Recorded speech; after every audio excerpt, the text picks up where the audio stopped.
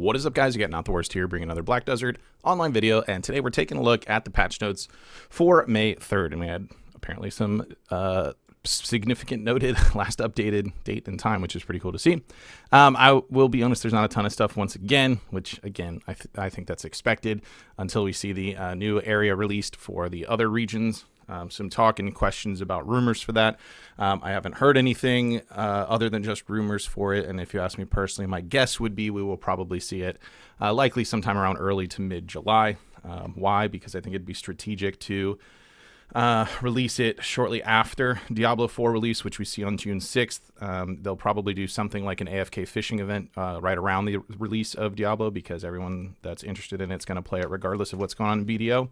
So to keep your daily active users up, you launch an AFK event so that people are still engaged with the game while they're playing some other game, and then you release your new content around a month, maybe 4 to 6 weeks after the launch of that, because that's typically when the newness of it dies off. So then you'll see people that ends up not being interested in Diablo for long-term change. People that were going to play both will definitely come back for the new content for BDO, and the people that were leaving and just giving up on BDO regardless are going to do that no matter what you do. So wouldn't be shocked to see early to mid-July, but there's no sustenance behind that. That's just purely speculation on my part. So with that piece out of the way, let's go ahead and check out events for this week. We've got 3 new ones going on, and they're not like super amazing either.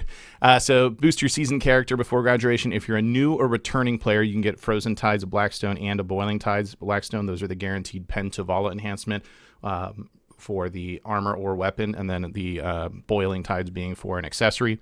So you have one guaranteed upgrade there. And if you're not a new or returning partner or player, rather, you can still get some login rewards daily for these. Some fail stacks, advice and memory. Time-filled Blackstone is only going to be relevant if you are playing on season. And then some artisan memories daily as well, which is not too shabby there.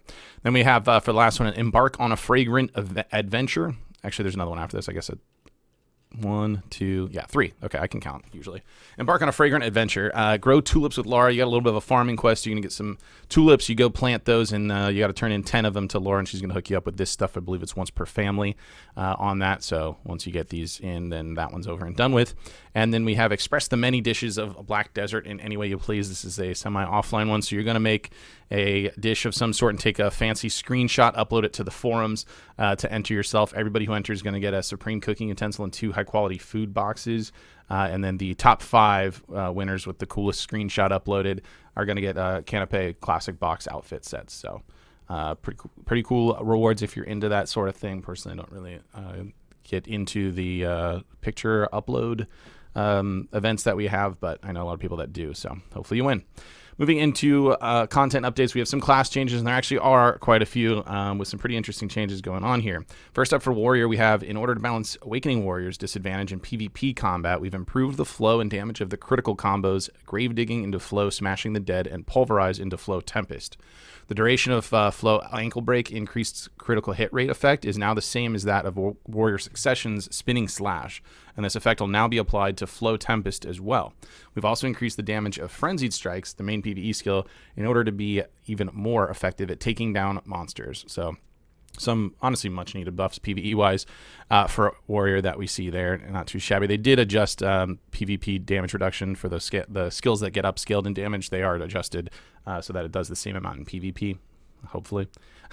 Then next up we have Valkyrie, which definitely also needed and probably still needs some more PvE buffs as well in their Succession form anyway. Though the skill Prime Divine Power of Valkyrie Succession has high damage, it was difficult to combo with other skills, while Glaring Slash and Sword of Judgment, which are primarily used after the main skills during PvE, had weak damage. As such, we've improved Prime Divine Power to be easier to combo with, and we increased the damage of Prime Glaring Slash and Prime Sword of Judgment. And then same thing, the PvP damage reduction was increased on that as well, so that they scale to the same damage in PvP, hopefully. For Witch, in today's update, we've increased the damage of Prime Multiple Magic Arrows for Succession Witch to improve its combat performance when used in conjunction with other skills. Additionally, we've increased the reduction in cooldown of Prime Elemental Flow when comboing with skills of the same element for the Wizard Succession, allowing players to use their main skills more frequently. Furthermore, we've also increased the damage of Prime Frigid Fog Control and Prime Earthquake Destruction to enhance their combat effectiveness. And then for whatever reason, they had that Witch Wizard, and then also decided Wizard gets another setup here, and in their succession, the cooldown was reduced on Prime Elemental Flow from 1.5 seconds down to 0.5 seconds, which is actually going to be fairly significant. Striker actually got some PvP damage buffs on a few skills, which is interesting. Here's the note on that one. Previously, Awakening Striker required adventurers to switch to Gauntlet to use the skill Massive Suppression, which you use to knock down enemies after grabbing. Adventurers had to switch to Gauntlet or use movement skills such as Double Flash or Spiral Cannon, Ferocious Assault to move and then switch back to Guard Brace to attempt to grab.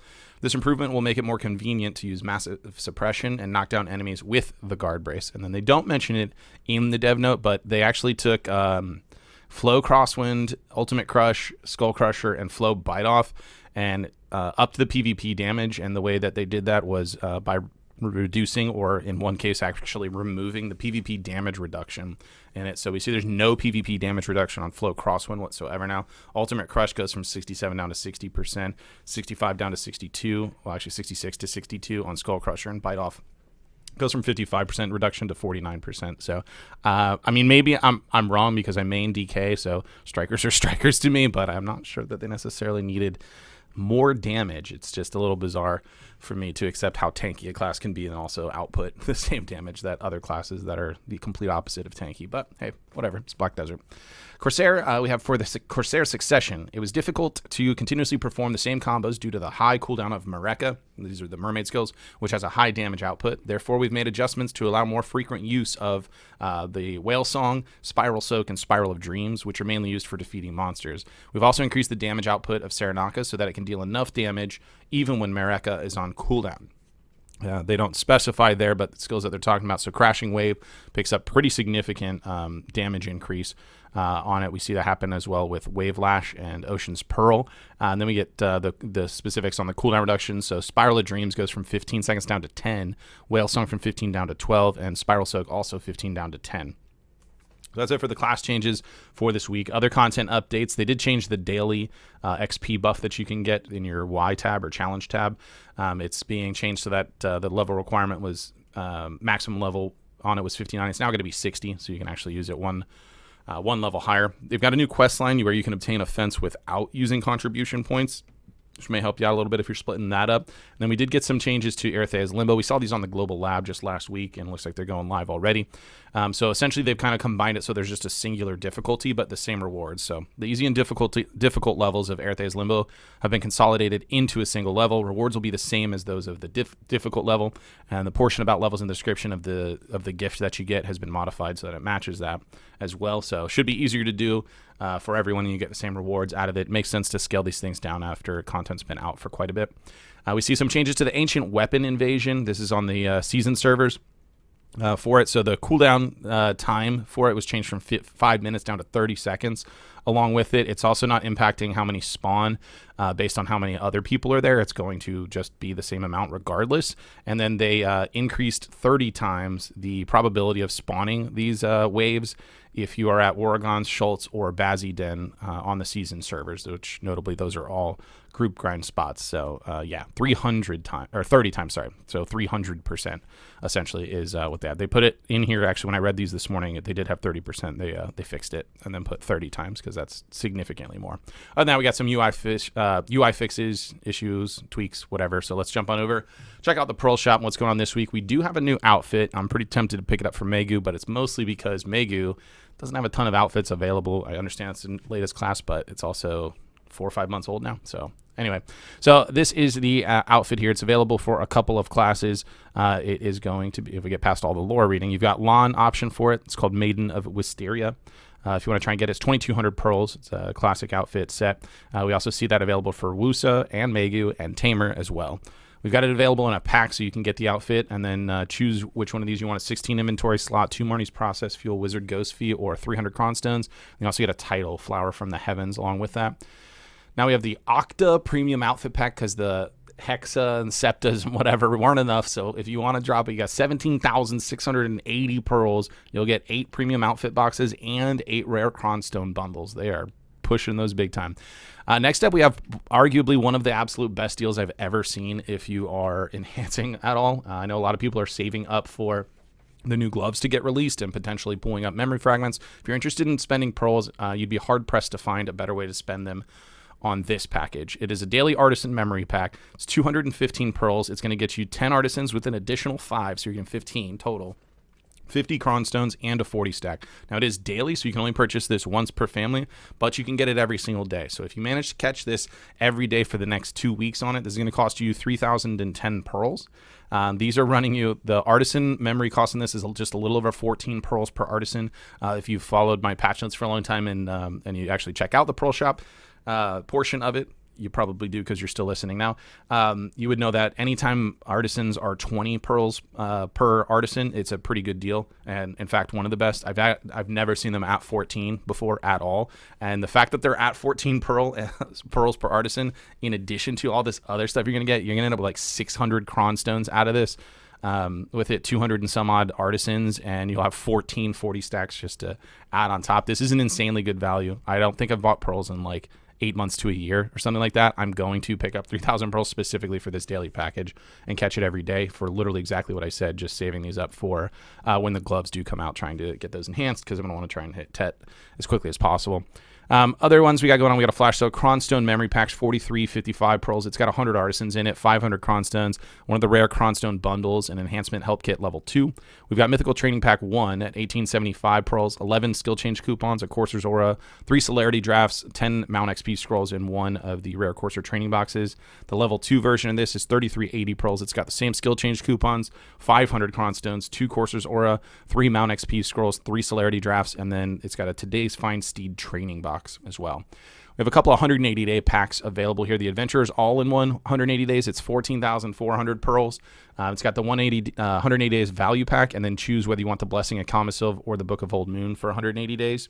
You'll get a bonus of 30 item drop scrolls, 10 magical elixirs, and 10 300% XP scrolls. If you don't want that and you just want something a little cheaper, but you still really want to get that value pack, you've got just that one available for 7,200 pearls to get just the value pack. It's got 20 item drop scrolls, 5 of the magical elixirs, and 5 300% XP scrolls. And if you want the other items individually, they do have the Blessing of Kamasilv 180 and the Book of Old Moon individuals. It's 9,000 pearls in either of those bundles, and then the same bonus as before, 20 item drop scrolls, 5 magical elixir, 5 300% XP scrolls, whichever one you go with there. We've got combat and skill XP change coupons on sale. It's 8,000 pearls, a little 20% discount on those. We have the all-in-one exchange coupon pack for 10,010 pearls, and that one's going to get you the combat and skill XP, strength XP, breath XP, and health XP transfers, as well as a skill preset coupon and 1 Marnie's processed fuel.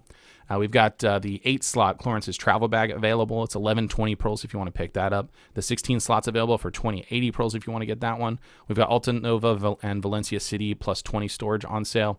And we have the weekly outfit sale this week, the Warrior Kairos Premium Set, 2720 pearls at a 20% discount on that one. So there you have it for this week's patch notes. Let me know what you think about what's going on in the comments down below. If you did enjoy the video, be sure to like it. If you're new to the channel, be sure to subscribe so you get notifications when new videos do go live. And if you'd like to catch me playing live, there's a link to my Twitch page in the description down below. Jump on over there, drop a follow so you get notifications for that as well. With that said, that's going to be it for this one. I want to thank everybody for watching, and I will see you next time.